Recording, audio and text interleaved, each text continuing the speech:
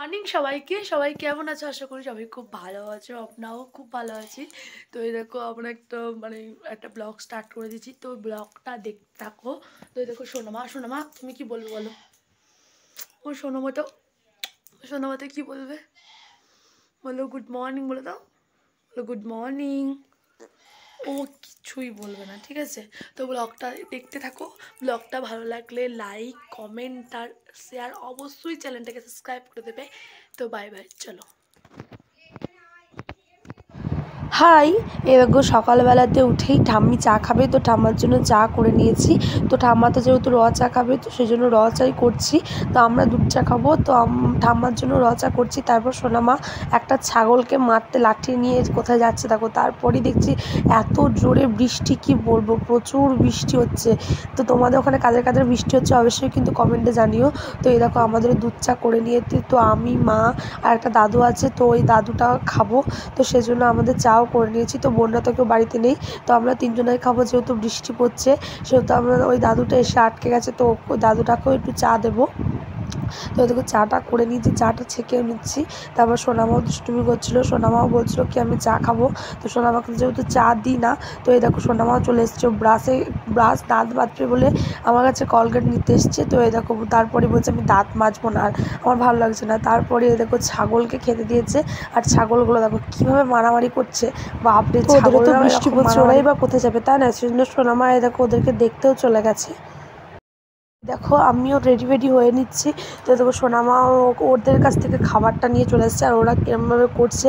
তো সোনামাকে তারপর একটু হরলিক্স খাইয়ে দিলাম, তো ও এই হরলিক্সটা খায়। তো তোমরা সবাই বলো যে ও কোন হরলিক্স খায়। তো জুনিয়র হরলিক্সটা এখন খাচ্ছে, যেহেতু 6 বছর পর থেকে ওকে অন্য কিছু দেওয়া হবে। তো এখন ও জুনিয়র হরলিক্সটাই খায়। সকালবেলা উঠে দুধ খাই, তারপর ওই 9টার দিকেও হরলিক্স খাই। তো এই দেখো ওর হরলিক্সটাও করে নিলাম। তো ওকে খাওয়ানো মানে তো একটা যুদ্ধ, ওকে তারপর খাইয়ে টাইয়ে নেবো। তো চলো ওকে খাইয়ে টাইয়ে নিই। মানে এত পরিমাণ খাওয়ার সময় বদমাইশি করে না, কি বলবো, বাচ্চা ছেলেরা তো খাওয়ার জন্যই তো দুষ্টুমি করে, তাই না? তো সেজন্য ও মানে প্রচুর পরিমাণ দুষ্টুমি করে। তো এই দেখো ওকে খাওয়ানো হয়ে গেছে। তারপর ঠাম্মা আলু কেটেছে, আমাকে সিদ্ধ করতে বললো। তো আজকে যেহেতু আলুর দম আর লুচি যেহেতু কালকে করেছিল, তো সেইগুলোই আছে। তো আলুর দম করছি। তো এত আলু লাগবে না বলে আমি কিছুটা আলু দিলাম, আর কিছুগুলো থালাতেই রেখে দিলাম, যেহেতু মাংস হবে তখন দেওয়া হবে।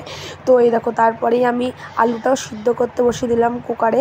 তো কুকারে তারপরে এই দেখো আমি আলু সিদ্ধ বসিয়ে দিলাম, জলটাও পরিমাণ মতো দিলাম, এবং সিটি পড়তে দিলাম। তারপরে দেখছি যে মা মুরগিকে খেতে দিয়েছে। তো যেহেতু প্রচুর পরিমাণ বৃষ্টি হচ্ছে, ওরা বাইরে বেরোতেও পারছে না, তো সেই জন্য ওদেরকে চাল মানে খেতে দিয়েছে। তো তারপর দেখো ছাগলগুলোও চলে এসছে, মানে কিছু দেওয়ার জো নেই। তারপরে আমি কড়াই বসিয়ে দিলাম, ঠাম্মা বললো যে আলুর দমটা আজকে তুই কর। তো দেখো কড়াইয়ে তেলটাও দিয়ে দিয়েছি। যেহেতু তেলটা গরম হবে, তারপর পেঁয়াজটাও দিয়ে দিলাম। পেঁয়াজটা দেওয়ার পর অনেকক্ষণ ভাজতে হবে, যেহেতু আলুর দম করবো সেহেতু তো অনেকক্ষণ পেঁয়াজটাকে মাংসর মতো করেই করতে হবে না। তো সেই জন্য মশলাটাকে মাংসের মতো করার জন্যই পেঁয়াজটাকেও ভালো করে ভেজে নিয়েছি। তো দেখো যতক্ষণ পেঁয়াজটা ভাজা হচ্ছে ততক্ষণ আমি মশলাটাও মেটে নিয়েছিলাম।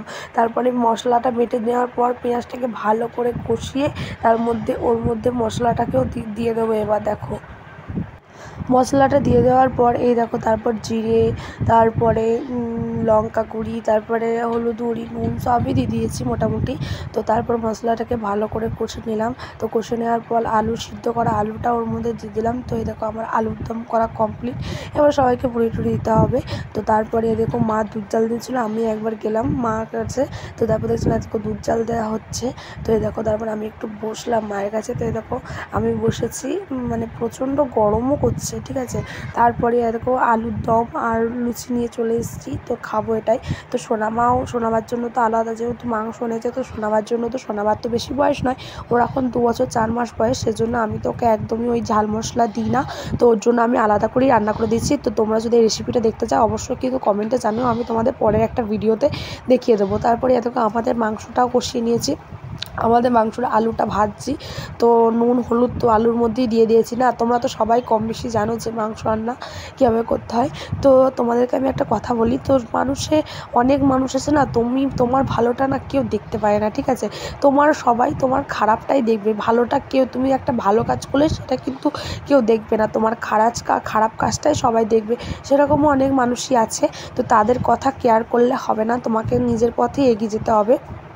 তো তাদেরকে পাশে ফেলে তোমাকে এগিয়ে যাওয়াটাই হলো সাফল্য। তো সেরকম লোকের কথা শুনে কেউ নেচো না। তো আমার এইটুকুই বলার। তো তারপরে দেখো আমি মাংস করে নিয়েছি, মাংস কষছি, করা হয়নি, মাংসটা কষছি। তারপরে দেখো সোনামাকেও খায়টায় ঘুম পাড়িয়ে দিচ্ছে। এটা হলো আমার একটা ভাই, কাকার ছেলে। তারপরে দেখো বদমাসটা খেলাধুলা করছে।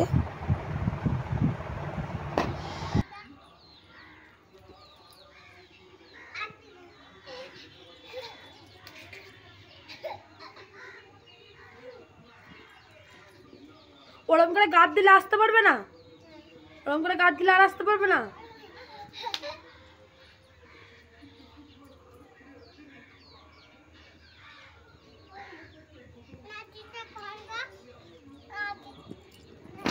তো তারপরে দেখো সন্ধ্যেও দিয়ে নিয়েছি। সন্ধ্যে যেহেতু বুনিরা খেলা করছিলো সেজন্য আমি আজকে সন্ধ্যে দিলাম।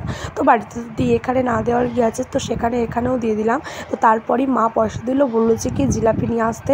তো আমি আর সোনামা আর আমার একটা বুনি মিলে জিলাপি আনতে গেছি। আর এই দেখো এই সিদ্ধকানুর মূর্তিটা আমাদের এখানে নামলেই তোমরা আমাদের বাড়ি চলে যেতে পারবে। তো এই দেখো তার জন্য আমি চলে এসেছি দোকানে। তো আমাদের এখান থেকে দোকান বেশি দূর নয়, একটুখানি। তো এই দেখো আমি দোকানে চলে এসেছি জিলাপি নেবো বলে, জিলাপি বলেও দিয়েছি। তারপরে দেখো জিলাপি নিয়ে নিয়েছি। এই বুনি আর আমি মিলে যাচ্ছি আস্তে আস্তে। তো এই রাস্তাটা তো আলো আছে, কিন্তু এইখানটা খুব অন্ধকার। তো এই দেখো আস্তে আস্তে আমি আর সোনামা আছি, যেহেতু সোনামা কোলে চেপেছে, আমি তো তাড়াতাড়ি করে যেতেও পারছি না, তো সেই কারণে আস্তে আস্তেই যাচ্ছি। তো এই দেখো সোনামা বাড়ি চলে এসেছে। আর ওর দেখো ওর মাসিমণি ওকে সাজিয়ে দিয়েছে, আমার ওড়নাটাকে নিয়ে ওকে শাড়ি পরিয়ে দিয়েছে। তারপর ওর বক্তৃতা দেখো, এত বক্তৃতা দিচ্ছে কি বলবো। হাম্পু দাও গো, মাসিমণিকে একটা হাম্পু দাও। আরে এই শাড়িগুলো আমাদের একটা জেঠিমা দিয়েছে আমাকে একটা, আর আমার পিসিমণিকে একটা। এই গোলাপিটা আমার, আর ওই নীল কালার যে শাড়িটা আছে ওটা হলো পিসিমণি। তো আর একটা শাড়ি দিয়েছে, এই দেখো এই সবুজ রঙের যে শাড়িটা আছে না, এই দেখো এই সবুজ কালারের, এটা হলো আমার একটা পিসিমণি দিয়েছে। পিসিমণি সেই বিয়েতে এসেছিলাম, পিসিমণির ছেলে, সেই জন্য এই কাপড়টা দিয়েছে। আর এটা হলো পিসিমণি দিয়েছে, জেঠিমাটা পিসিমণিকে দিয়েছে। আর এই শাড়িটা আমাকে দিয়েছে। তো শাড়িগুলো কেমন হয়েছে অবশ্যই জানিও, অবশ্যই ভালো হয়েছে, আমার তো ভীষণ পছন্দ হয়েছে, ঠিক আছে? তো এই দেখো ও কী বলছে শোনো। প্রিয়াঙ্কা এখন কি গাড়ি নিয়েছে, ও এখন সেই গাড়িই নেবে ঝাপানের মেলাতে। তো সেটাই এখন ওর মাসিমণিকে বলছে, তোকে আমাকে কিনে দিতেই হবে। তো মাসিমণি বুঝতে পারছে না যে কি, সেজন্যই ও আর কি বারবার করে ওকে জিজ্ঞেস করছে। ওর আদো কথা, ওর কথাগুলো শুনতে তো খুব ভালো লাগে, সেজন্যই আর কি বারবার করে জিজ্ঞেস করছে। দেখো তারপর বলেছে আমি কিনে দেবো না বলে রাগ করে কেমন বসে আছে। ব্লগটা এইটুকুনি, ভালো লাগলে তোমরা লাইক কমেন্ট আর শেয়ার করে দেবে, অবশ্যই চ্যানেলটাকে সাবস্ক্রাইব করে দেবে। তো বাই বাই।